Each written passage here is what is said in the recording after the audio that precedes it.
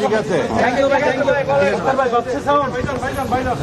আজকে বাংলাদেশ জাতীয়তাবাদী দল বিএনপির ৪৭তম প্রতিষ্ঠা বার্ষিকী।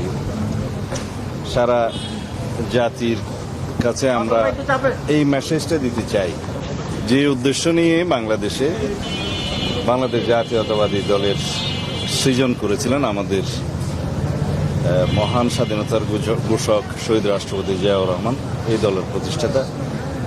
সেই উদ্দেশ্য যেন সফল হয়।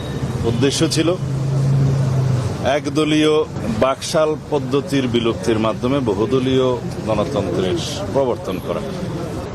সেটার চর্চার জন্য বাংলাদেশি জাতীয়তাবাদের যে ধারণা, ঐতিহাসিক ধারণা তিনি নিয়ে এসেছিলেন, সেই ধারণা সকল বাংলাদেশে এই ভূখণ্ডের মধ্যে বসবাসরত সকল জনগোষ্ঠীর, সকল ভাষাভাষীর, সকল জাতিগোষ্ঠীর, সকল ধর্মাবর্ণের মানুষকে একত্রিত করেছিল এবং জাতিকে একটা ঐক্যবদ্ধ জাতিতে পরিণত করেছিল, যার মধ্য দিয়ে পঞ্চম সংশোধনী, সেই জাতীয় সংশোধনী ১৯৭৯ সালে গৃহীত হয় এবং সেখানে বহুদলীয় গণতন্ত্রের প্রবর্তন হয়।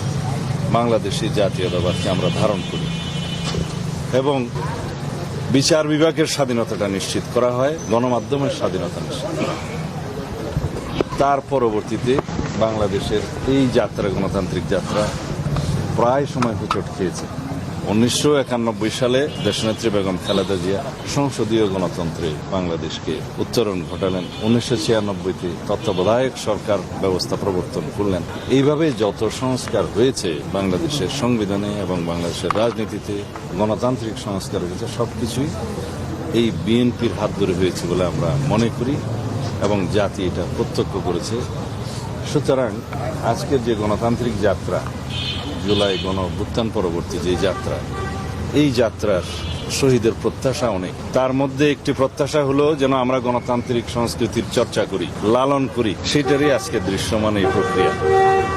আমাদের বন্ধুগণ, তরুণ বন্ধুগণ যারা জাতীয় নাগরিক পার্টি সৃষ্টি করেছে, তারা আজকে প্রমাণ করলেন। মাঠে আমরা যে রকমই তর্ক বিতর্ক বক্তৃতা দেই না কেন, এই রাজনৈতিক সংস্কৃতি আমাদের মধ্যে চালু থাকতে হবে, যে আমরা পরস্পর তর্ক করব, বিতর্ক করব, ভিন্নমত পোষণ করব, কিন্তু সৌহার্দ্যমূলক আলাপ আলোচনার ভিত্তিতে পারস্পরিক শ্রদ্ধা, পারস্পরিক আলোচনা, এটা চালু থাকবে। এটাই রাজনৈতিক সংস্কৃতি। এই বিশাল পরিবর্তন আমাদেরকে অনেক দূরে এগিয়ে নিয়ে যাবে।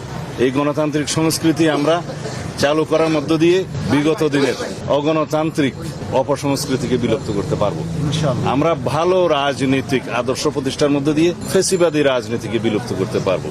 সুতরাং এই রাজনৈতিক সংস্কৃতি যেন চর্চা থাকে, ফেসিবাদ বিরোধী জাতীয় ঐক্যটা যেন আমরা ধরে রাখি এবং এটাকে শক্তিতে পরিণত করে ইনশাআল্লাহ আমরা আগামী দিনের গণতান্ত্রিক উত্তরণ ঘটাবো এবং গণতান্ত্রিক যাত্রা এভাবে যেতে যেতে যেতে বহুদিনের প্র্যাকটিসের মধ্য দিয়ে এমন একটা অবস্থায় আমরা উন্নীত হব এই জাতীয় জীবনে, সেই সময় গণতন্ত্রকে আর কেউ ব্যাহত করার প্রচেষ্টাই গ্রহণ করতে পারবে না, সফল হবে না। আমরা সাংবিধানিকভাবে, গণতান্ত্রিকভাবে যে সমস্ত প্রতিষ্ঠানগুলোকে শক্তিশালী করতে চাই, সেটা এই গণতান্ত্রিক প্রক্রিয়ার মধ্য দিয়ে হবে।